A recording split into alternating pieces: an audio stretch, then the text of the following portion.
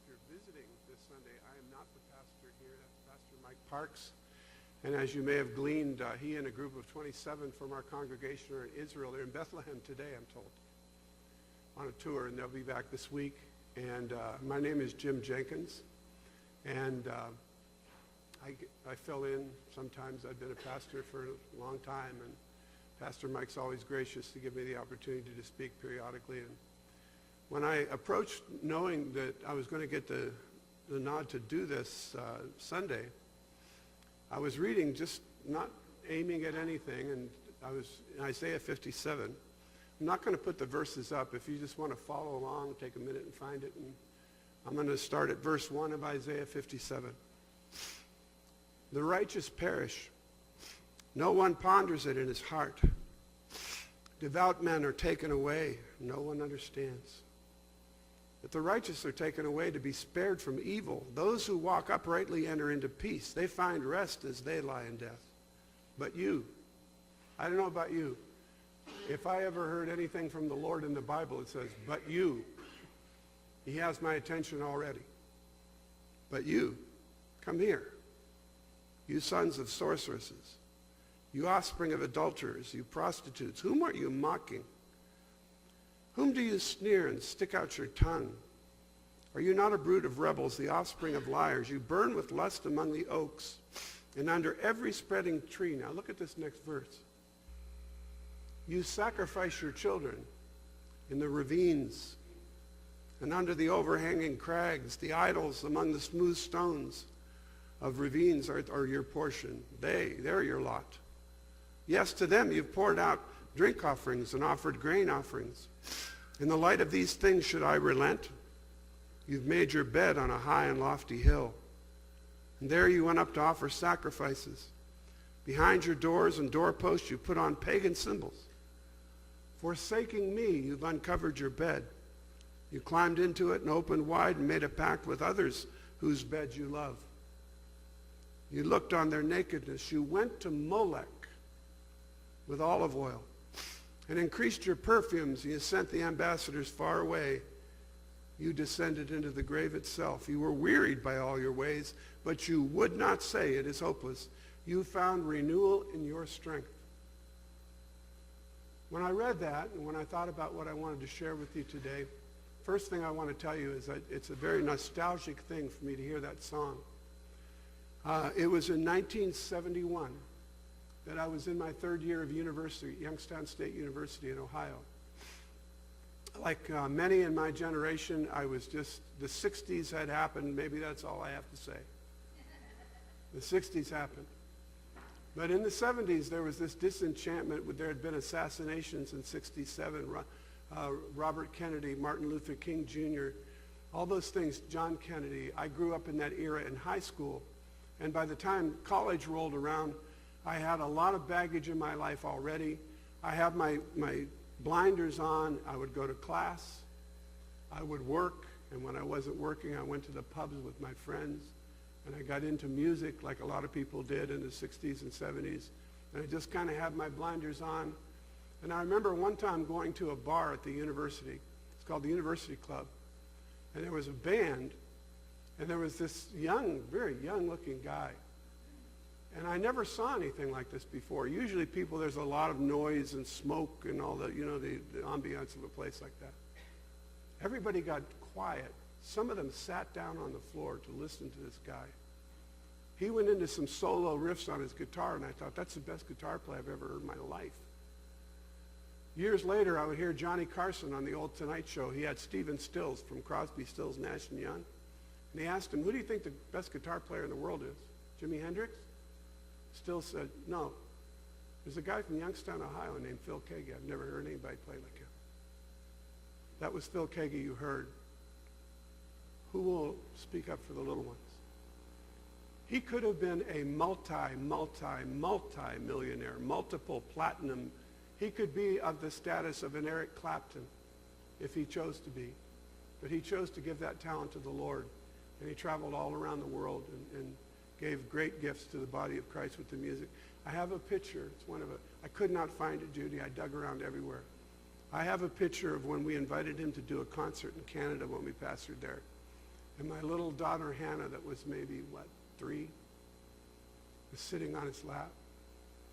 And I got to know him. We ran into each other a number of times over the years. But because that was going on, and I remember what I said.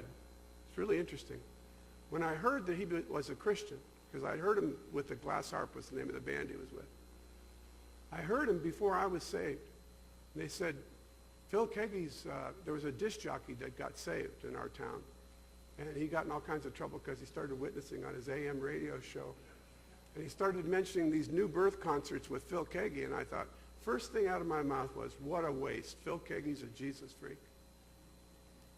I had no idea that within a year, I would be so thankful that there was a person like that that had that kind of gift to share. But here's what I was involved with. If you'll remember 1971 or close to it, the same issues were on the front burner. Race, great racial tension still in the country. Gender issues on the college campuses. I was a university student studying history and psychology, so you can imagine the stuff I was hearing from the professors. Race, gender, and rebellion, just in general. Now, I'll just say this. I myself was the victim of a racially charged hate crime. They wouldn't have called it that then, but that's what it was. I was assaulted and had a head injury, and that may explain my humor. I've often wondered. I've looked back and thought maybe it had something to do with it. But I worked full-time, like I said, and that was the background. But one thing I did do, how many of you, when you were in college, you looked for at least one elective that was a sure A? Am I the only one that did that? The word got around at the school that I went to. This was you didn't even have to show up. You had to be on the roster and buy the book, and you were guaranteed an A. And when I heard the name of the class, I thought, this is kind of interesting. I was single. The name of the class was The Feminine Mystique. And it was about the women's liberation movement. And I thought, my first thought was, what a place to meet girls. I'm sorry to say that, but that's why I signed up for the course. And I was one of the 2 or 3 guys in the entire course. But I got to tell you, about the second lecture in, I started wearing a bulletproof vest. This was at the height of people like Betty Friedan, who wrote the book, The Feminine Mystique. Gloria Steinem. I think we have a picture of Gloria Steinem. Is that one of our slides?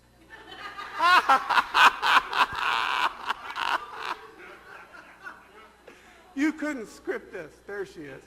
I promise you we're going to go right back to Martin Luther in a moment, but that's Gloria Steinem.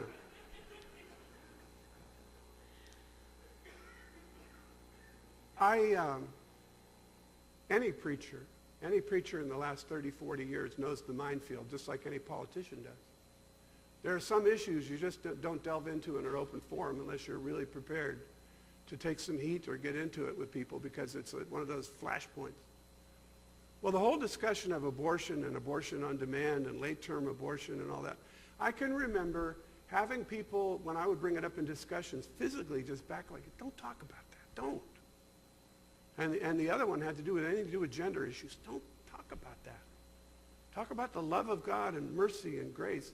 And you're the only one that saw me pastor for 35 years. Would you think I talked about mercy and grace most of the time?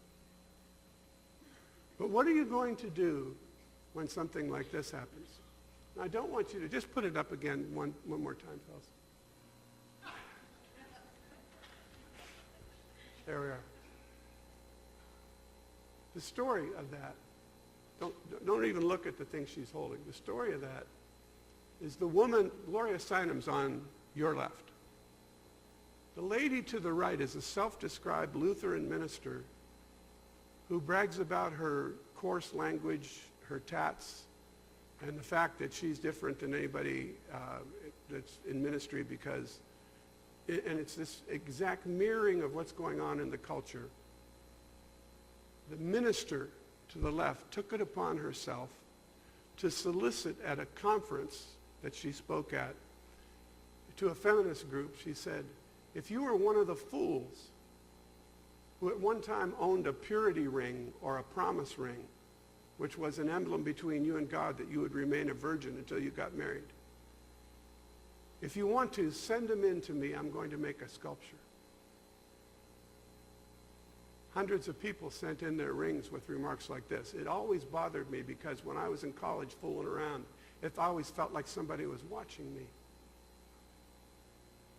So they sent in these promise rings. She melted it down, approached 6 male sculptors of reputation who all turned it down and said, I won't do that. She finally found a lady who did the sculpture. That is a sculpture made up of the melted down promise rings of purity, and it's been formed into an idol resembling female genitalia, and it was presented to Gloria Steinem, and look at the look on her face. You know what that look says? We've been at it for 40 years and we're making inroads now.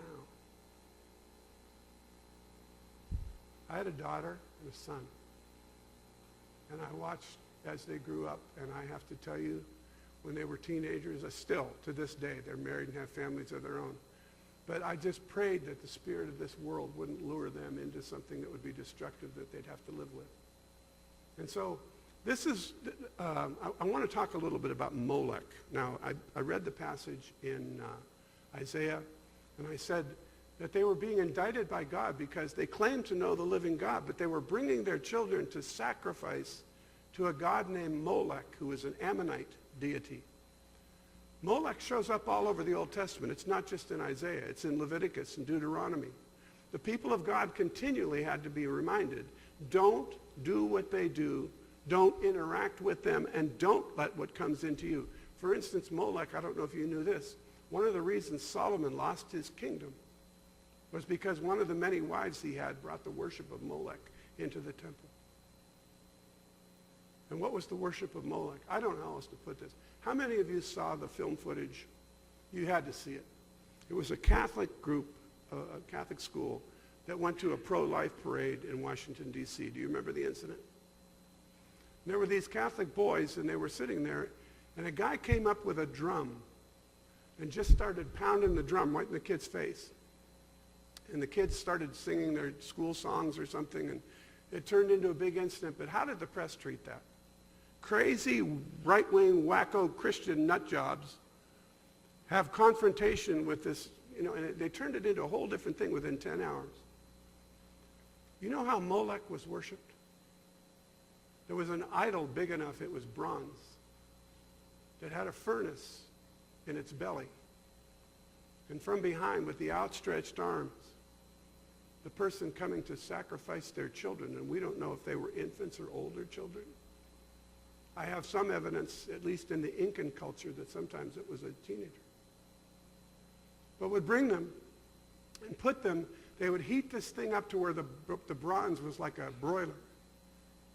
And as soon as they put the child into the arms of Molech, the priests would come with drums, and they'd beat the drums. But you know why they were beating the drums? To drown out the cries of the children, because they know innately somebody would finally want to say, stop, that's enough, and not do it.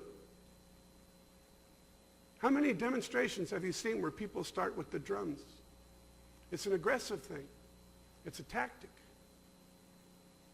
And so when I played that song from Phil at the beginning, I remembered something. How many of you remember somebody else burning jewelry to make something? Aaron. I love what happened with Aaron. Moses goes up on the mountain. He comes back, and Joshua said, there's war in the camp. And Moses said, no, it's the sound of dancing I hear. And Aaron the people prevailed on him and said, make us an idol like the calf idol in Egypt. So he gathered up all their jewelry, he melted it down, and I love how he explained it to Moses. Moses said, what happened here? And pretty well, this is the Jenkins Amplified version. This is pretty well what he said. Well, these people, they made me do it, and I got all this gold and silver and everything, and I melted it down, and out popped this calf. That's almost how the Hebrew reads. Like there it was. It just kind of came out. And what a terrible price that they paid for that. But in the Old Testament and the New Testament, continually, there is this tugging at the prevailing world spirit to say, you can be a Christian and have a happy life and no one's ever going to bother you if you'll just go along to get along. But when you start talking about late-term abortions, I was following this. Let's go back to Martin Luther now. Thank you. Listen to what Luther said. If I profess with loudest voice and clearest exposition every portion of the truth of God except that little point which the world and the devil are at that moment attacking, I'm not confessing Christ. However boldly I may be professing Christ. Where the battle rages, there the loyalty of the soldier is proved. To be steady on the battlefield besides, steady on all the battlefield besides is mere flight and disgrace if he flinches at that one point. I was told by other preachers, don't bring that stuff up. Don't talk about that. People don't want to hear that. I don't want to hear that. But listen to what we've been treated to as a culture in the last 2 or 3 weeks. It started with the governor of New York, Mario Cuomo's son, Andrew. He's the governor of New York. And there was a celebration. I wanted to get the video, and I just wasn't able to get it all done. You would have thought there was a Super Bowl. They were jumping up and down and high-fiving each other because they finally got the abortion bill that they wanted that will allow up to the entire term of pregnancy, late-term abortion, and in some instances, even after the child is born. I will not get into the details of what happens in the abortion. That's horrible enough in and of itself. It speaks for itself. But think about this. When our representatives do that stuff, where is the money coming from and who's funding it? We are. Well, come on, Pastor, you're getting a little bit heavy here. I don't want you to start thinking, that we've got any responsibility to do with that. Turn to Ezekiel 13, would you? Ezekiel 13.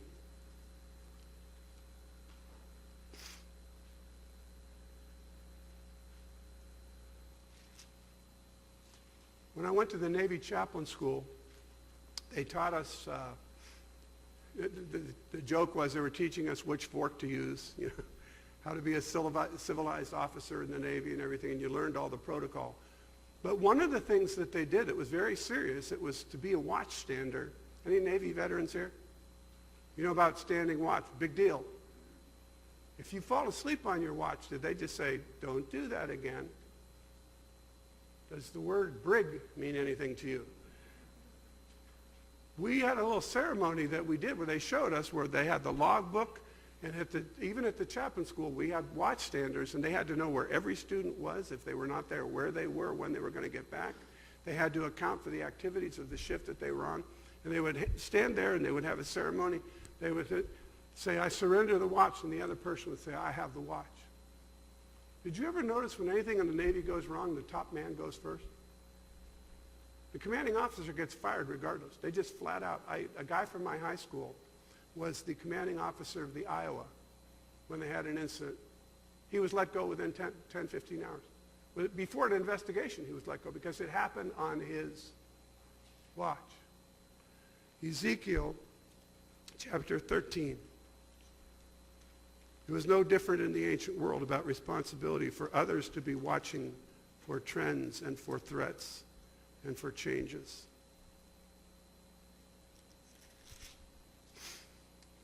The word of the Lord came to me.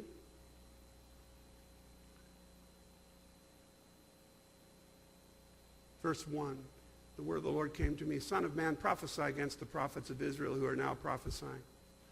Say to those who prophesy out of their own imagination, hear the word of the Lord. This is what the sovereign Lord says. Woe to the foolish prophets who follow their own spirit and have seen nothing. Your prophets, O Israel, are like jackals among ruins. You've not gone up to the breaks in the wall to repair it, or the house of Israel, so it'll stand firm in the day of the battle of the Lord. Their visions are false. Their divinations lie. They say the Lord declares, but the Lord did not send them. Welcome to a sizable chunk of Christian publishing, where people's opinions have taken on doctrinal significance, and major Christian leaders are telling you to ignore huge parts of the Bible. I'm not going to mention his name, but there was you'd know who he was if I told you. He has a huge following, and he said, we need to unhitch ourselves from the Old Testament. And he justified what he meant by that. He said, because it really doesn't have anything to do with our salvation. I wanted to just say, maybe call him and say, you have the copy of the book of the Acts of the Apostles in your Bible too? read how many references, everything that happened in the New Testament was keying off of the Old. Everything in the corpus of Paul's material, everything had to do with the Old Testament. The Lord said it was fulfilled. Jesus said not one jot, one tittle is going to disappear. It's going to be fulfilled. So when the Lord says that the Molech and child sacrifice thing, what would that have to do with a New Testament church? Oh, I know.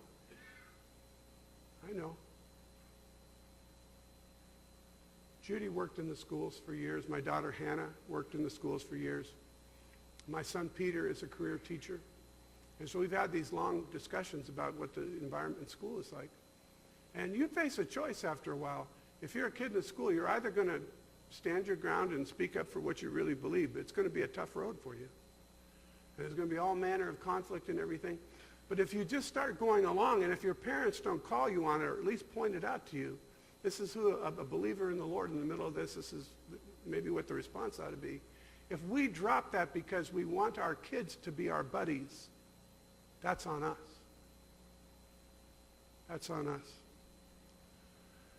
So while you were there in Isaiah 57, don't turn back there. I'm just going to read the end of Isaiah 56. Listen to this scathing indictment. Come, all you beasts of the field. Come and devour, beasts of the forest. Israel's watchmen are blind. Can you imagine being on a carrier and saying the guy that's got the watch is blind?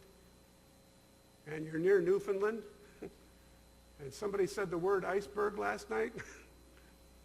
Yeah, I think that's a pretty big deal. Blind. They lack knowledge. They're all mute dogs. They cannot bark. They lie around and dream. They love to sleep. They are dogs with mighty appetites. They never have enough.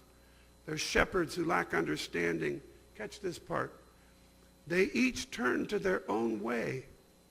Each seeks his own gain. Come, each one cries, let me get wine. Let us drink our fill of beer. Tomorrow will be like today, and even far better. I actually had a guy, well-known author, and again, if I was to say his name, you'd know who he was, but he talked to me one time to be very careful to protect my brand. I said, my brand? He was talking about your ministry being a marketable thing.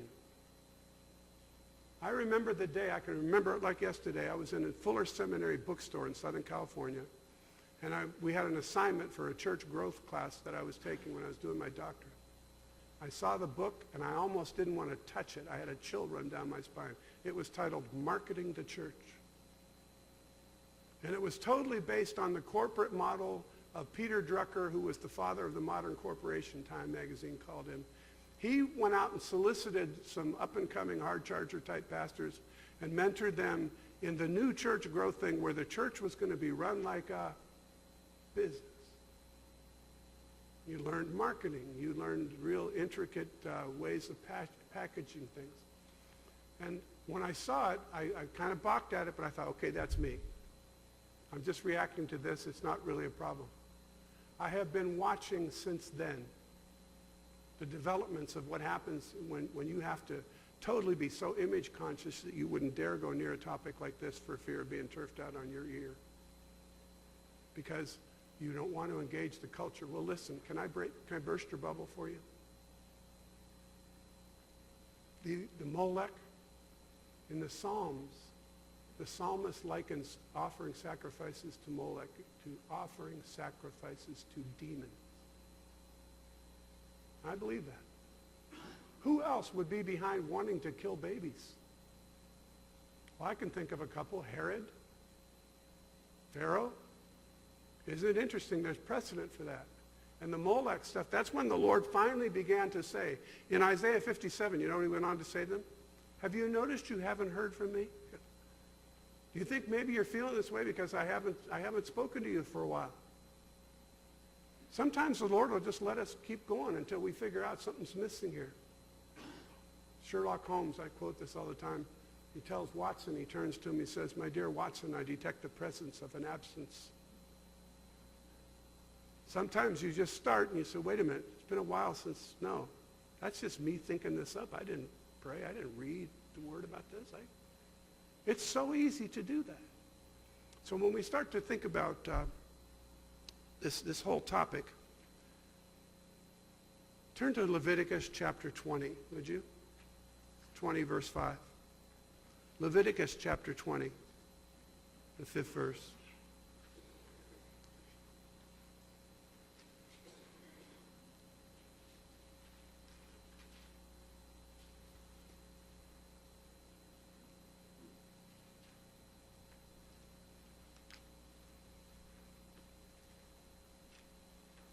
I'm going to lobby for Pastor Mike to get a bigger pulpit, or I'm going to lose some weight.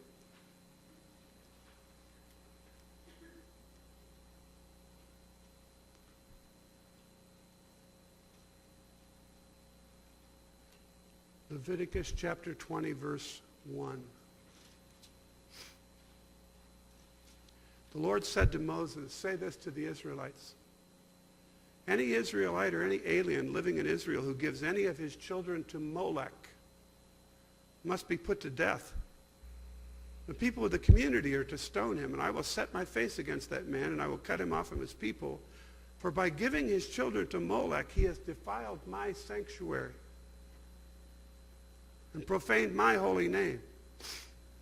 If the people of the community close their eyes when that man gives one of his children to Molech, and they fail to put him to death, I will set my face against that man and his family, and I will cut off from their people both him and the people who follow him in prostituting themselves to Molech. Isn't there something little kids do? I remember both my kids did it. My grandkids are doing it now. You're telling them to do something. I can't hear you. And for them, that works, you know. I can't hear you. Well, the other thing is, I didn't see it. It really isn't happening. Listen to the spiral that took place in the last 2 weeks in the United States of America. With the decision in New York, right on the heels of it, was a decision in the state of Virginia. Do you remember the governor? This is what he said in an interview. They were probing. Are you really saying what we think you're saying about abortion now being after birth, if the baby's alive, killing infanticide? The governor of Virginia, Ralph Northam, took the explosive situation a step further. On a radio talk show, he delivered a defense which can only be described as infanticide. If a mother's in labor, the infant would be delivered, the infant would be kept comfortable, the infant would be resuscitated, if that's what the woman, the mother, the family desired. And then a discussion would ensue between the physicians and the mother. The elliptical part of that sentence that isn't there but it's inferred is, and they will decide if it lives or not after it's born. The reporters didn't miss what they were saying. That's exactly where they were going.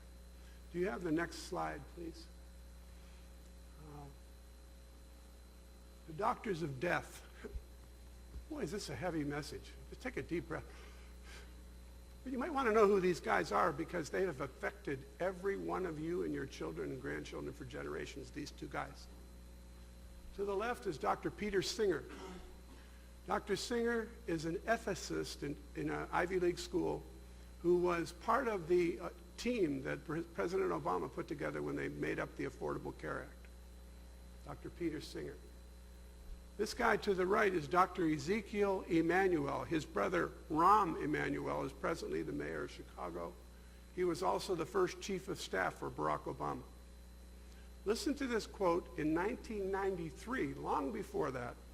You might ask yourself, why would the president pick this guy to talk about the Affordable Health Care Act? 1993, ethicist Peter Singer shocked many Americans by suggesting that no newborn should be considered a person until 30 days after birth, and that the attending physician should kill some disabled babies on the spot. 5 years later, his appointment as DeCamp Professor of Bioethics at Princeton ignited a firestorm of controversy, though his ideas about abortion and infanticide were hardly new. In 1979, he wrote, "Human babies are not born self-aware, capable of grasping that they exist over time. They are not persons. Therefore, the life of a newborn is of less value than the life of a pig, a dog, or a chimpanzee." Dr. Ezekiel Emanuel counseled the president on the team that put together the Affordable Care Act. He has written a book entitled Why I Want to Die at 75. As you delve into the book, it's why you're probably going to die at 75 if we implement what we want to do. Do any of you remember what President Obama did on the eve of his election, about a week before he was actually elected? He went to Hawaii to visit his grandmother. You remember that? And he had a press conference where he said something along the lines of, maybe it's time to have the conversation about taking the painkillers and not getting the hip transplant. I made note of that, and I thought, that sounds sinister to me. And I thought, they can't be really having those conversations. Well, if you study these two guys and the advice they gave to the President of the United States who implemented health care for you, do not be surprised that one day you show up and your doctor tells you, I'm sorry, you had an MRI already this year. That is happening in Canada. That's happening in Europe.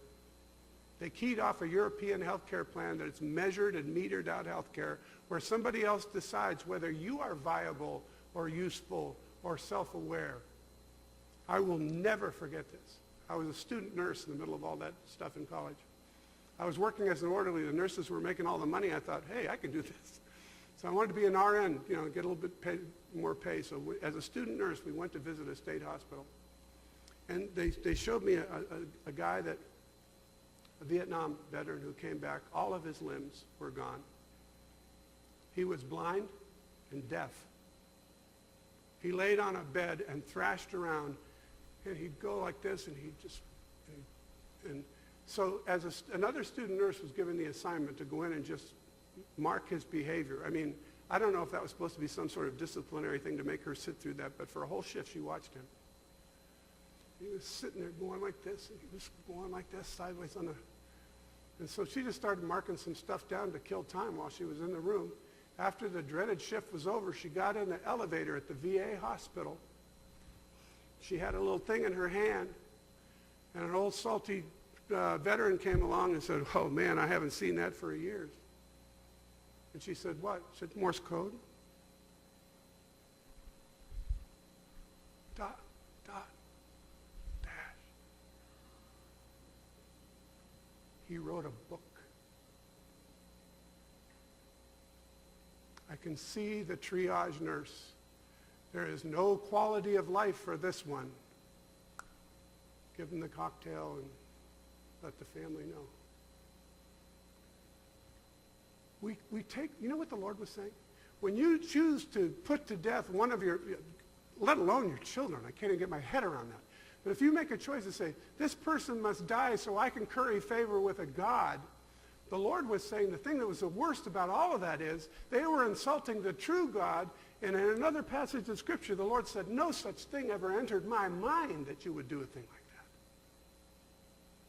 But yet we keep quiet. It keeps getting more intense. It keeps, okay, New York, Virginia, the state of Vermont, not out to be outdone, came up with their own version of it, where they now will provide abortions legally up to and after birth for any reason at any time, including sex selection. I'm sorry, we wanted a girl. I can't make this up. But don't worry, Oregon kept its stature in the states. Kate Brown signed something, I don't even remember when she did it. Right after she became the governor, she signed a bill, catch this, that mandates that providers must give an abortion on demand at any point during pregnancy, up to and after birth. It's in there. And then for this reason, for the insurance companies have to pay for it, the taxpayers have to pay for it, and she included in that illegal aliens. You don't think we have a crisis at the border now? What do you think it's going to be like with Roman Catholic Central America where you can't have an abortion? Where do you think people are going to come and why? Party doesn't want to talk about this. Party says, well, sing a hymn right now. Do something that is identifiably close to God right now. Well, you don't get closer to God than this. He fashions us in our mother's womb. He oversees every detail. He said there's not a hair on your head that he doesn't know about, or that isn't there that he doesn't know about. There's not a sparrow falls to the ground that escapes his notice. Why would we think that a loving God that sent his son Jesus to die on the cross would turn a blind eye while people took their children and sacrificed them to a demon, all in the name of appeasing a God? What kind of God would our God be to turn a blind eye to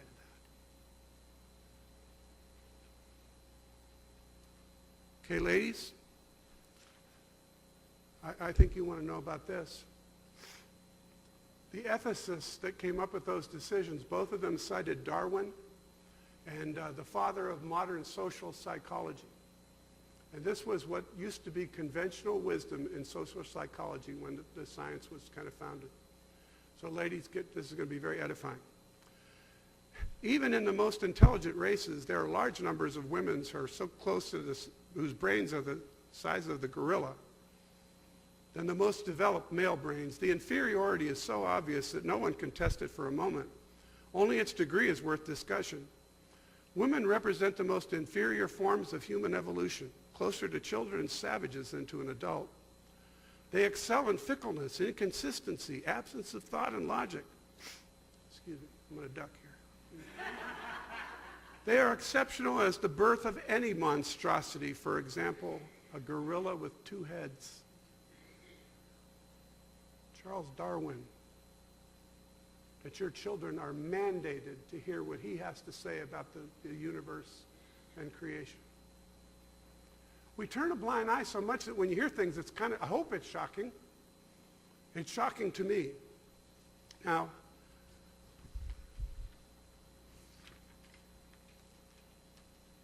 this one, it hit close to home. This was, in researching a book, I came across a discussion by some emergent church pastor writers who were discussing why the church is no longer relevant.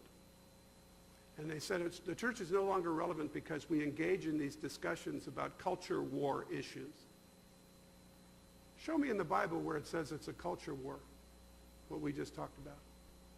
It's not a cultural issue at all. It's a God issue, or what does he say and what does he mean? And if we know what he means, it's a crisis for sure, but it's not a cultural thing determined by the largest demographic or the latest poll. But listen to what somebody said about the people that opposed abortion and some of the gender confusion things that happened in the last generation. This was the pastor of a church who said this: I've observed young Christians and considered my own changing perspective in recent years. There seem to be several reasons why this movement is headed in a new direction. No one will deny there's a reaction against the past several decades of Christian political engagement. They're embarrassed by the way our faith has been represented to a watching world as little more than a political movement. Catch this part. It's like our crazy Uncle Harry got out of the home and ran into City Hall wearing a shirt with the family name. Comments this pastor. We love him, but he misrepresents us. Then this young man that wrote the book, A Faith of Our Own, Jonathan Merritt, his father used to be the head of the Southern Baptist Convention. And he told everybody, quit talking about the culture war issues. He said this: I think about the infomercials for the late Jack LaLanne's power juicers that still run when only third shift cashiers are watching. Imagine a pruny but strangely fit old man in a spandex bodysuit leaping around and declaring the secret to long life is nothing more than fruit juice. Reaching into a silver bowl, he throws heapful of handsfuls of fruit and vegetables, carrots, apples, etc.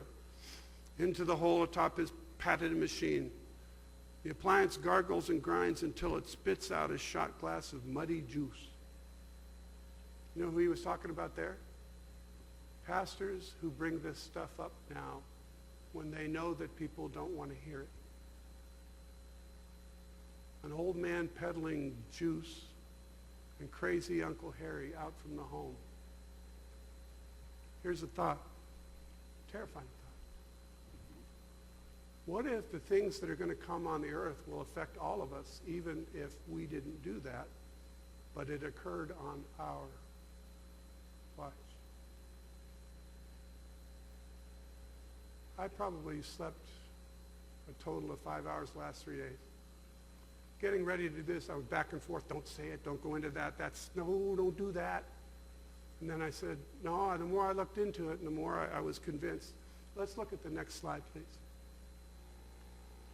That's Governor Cuomo. Next slide, please. Catholic when it suits him. Now, I want to tell you about him. The guy in the back with the white hair is my brother Bob. We've got the white hair gene, he and I. That's my cousin Chuck. I haven't seen him for years, but I found out he's going to it. We were all raised Catholic, so for us now to be going to Protestant churches, it's so neat to find out other members are doing. So that's Chuck. The guy to the left's one I want to talk to you about. His name's Tim Gilboy. When I knew him, he was Cousin Timmy. We all knew that Cousin Timmy was different from birth. He suffered from anoxia at birth, and he had all sorts of physical and mental and developmental, mostly developmental problems. His parents were told he would never live to see his 16th birthday. He is now my age, 37, and he's 67. He has a radio talk show for people with disabilities. He's held a job all this time as a janitor in a restaurant, and he speaks his mind. He called me one time in the middle of the night, not knowing about the time difference. He says, "It's just Jim Jenkins." I said, "Yeah," and he goes, "How come you're not Catholic?" We got into this discussion, a delightful guy. Do you think in today's environment, if they saw something on an amniocentesis, or if they saw something that at least the conversation wouldn't start saying, "Do you really want to do this?" Well, now, with the mandates that are coming from the government, even the doctors are going to be compromised in having to make choices because they will find themselves at odds with the law. Next slide, please. Okay, let's go back up through the night. There's another one in there I want you to see. There's just 3 or 4? All right, there was a few other things I intended to do. Let's do this.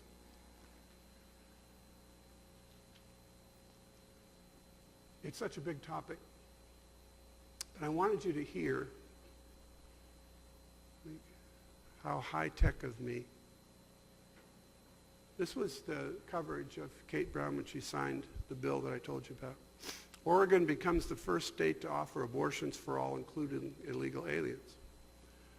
She signed a landmark bill to provide free abortions for all, including illegal immigrants, by requiring insurance companies to cover the procedures and putting taxpayers on the hook for the tab. And it says, "Thank Kate Brown for signing the nation's most progressive reproductive health bill into law," they said. And they talked about the dollars. But what I wanted to communicate, and it's not going to be able to be done with words, that's where I wanted to slide it up. That's my goof. I didn't have it. But it was the celebration that people had was, finally, we will determine what happens to our own bodies and what happens to us, and nobody's ever going to tell us what to do. And that's that. I thought, how would I close a topic like this in such a short venue as we've had today? Might seem very long for you, but it seems short when I tried to say what I wanted to. But I found a preacher who's going to end our meeting for us today. This is a young man who testified before Congress. So if you guys are ready, let's listen to Frank. I am a man with Down syndrome, and my life is worth living.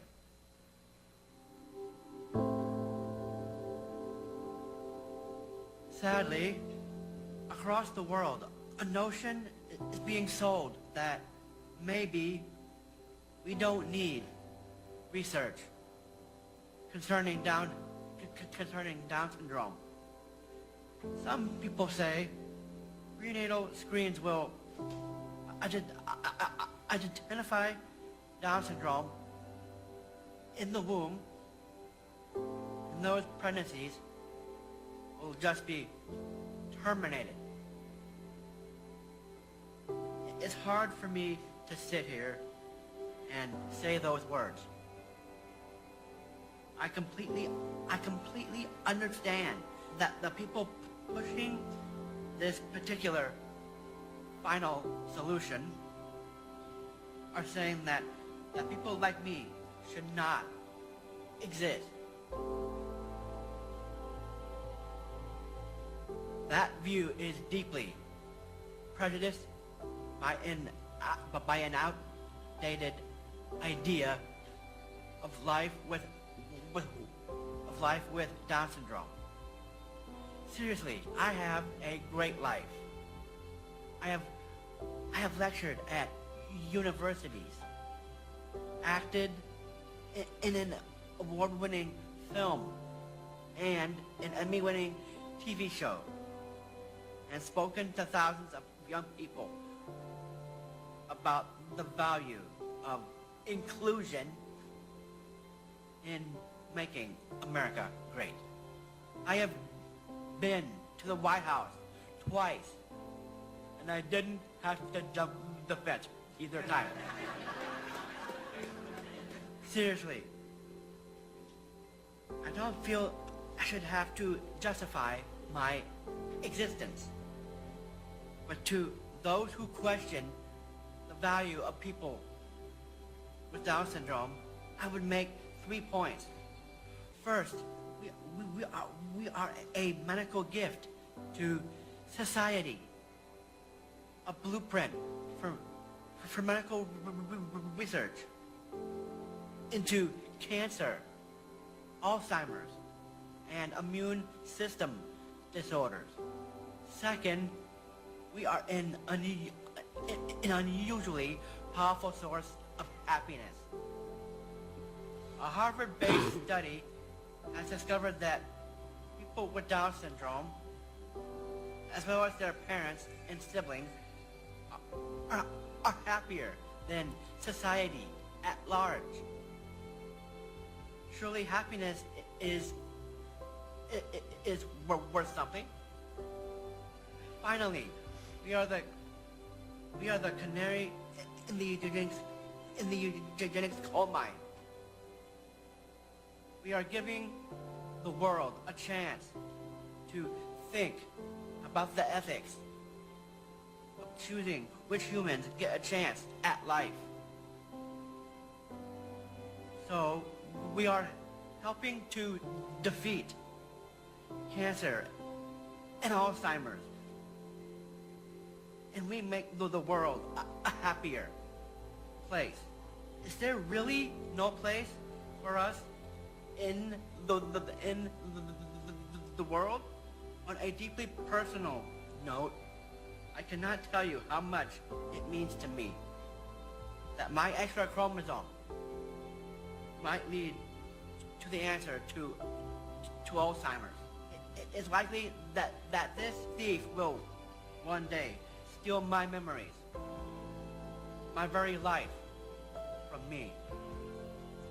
This is very hard for me to say, but it has already begun to steal my mom from me. Please, think about all those people you love, the way I love my mom. Help us make this difference.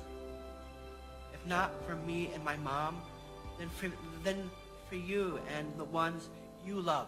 Let's be America, not Iceland or Denmark. Let's pursue answers, not final solutions. Let's be America. Let's make our goal to be Alzheimer's free, not Down syndrome free. Thank you.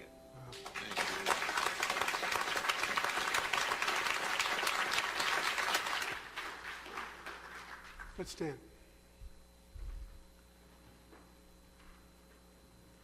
It's a lot to think about, but you must admit that it's the water cooler conversation in our world right now.